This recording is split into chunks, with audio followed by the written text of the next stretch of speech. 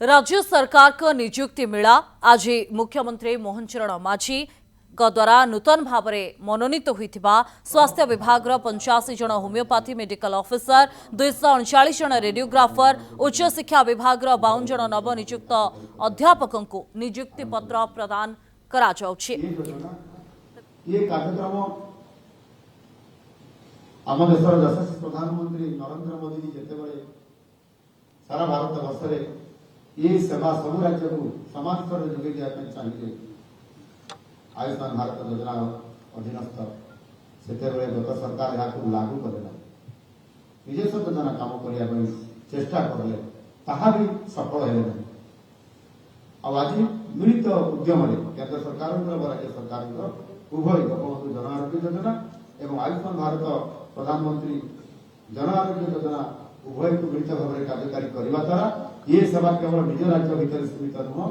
भारत वर्ष में 27,000 रु अधिक बड़ बड़ हस्पिटाल मानक आपण मैंने ऑनलाइन जरिया तार अर्थ प्राप्त होगा सहित आपण मैंने त्वरित पर्यायर सेवा पाइपर उन्नत स्वास्थ्य सेवा को जनसाधारण निकटतर करने राज्य वर्तमान 12टी भेषज महाविद्यालय और चिकित्सालय कार्य करुच्ची निश्चित भाव आपण मान भरोसा देवी आगामी दिन में ये 12टी भेषज विद्यालय आमको आज दिन में पर्याप्त चिकित्सालय सहित पर्याप्त हो पारना एवं अनेक जिले में यार दाबी होती आम जिले में भेषज महाविद्यालय मेडिकल कॉलेज और हॉस्पिटल खोलने दाबी आम सरकार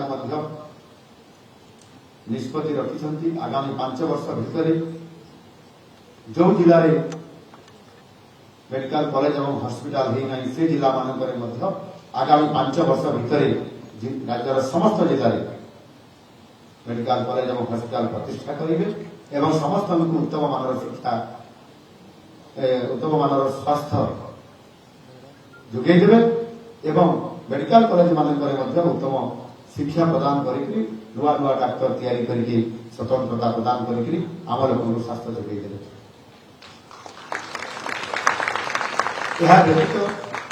मुख्यमंत्री स्वास्थ्य सेवा मिशन अधीन श्री रामचंद्र भंज मेडिकल कॉलेज तथा अन्य बृहत स्वास्थ्य अनुष्ठान मानकर भित्तिभूमि को सुदृढ़ कर मुख्यमंत्री स्वास्थ्य सेवा मिशन माध्यम स्वतंत्रता दि जाए गोटे कॉर्पोरेट फंड गठन कर 200 कोटी टंका रखा त्वरित पर्यायर गोटे मेडिकल चिकित्सा क्षेत्र आवश्यकता अर्थ को पूरण कर बहुत समय कर्तृपक्ष से असफल रही से क्षेत्र में कॉर्पोरेट फंड द्वारा त्वरित पर्यायर तार समाधान कर ये कथा आगु 24 वर्ष भितर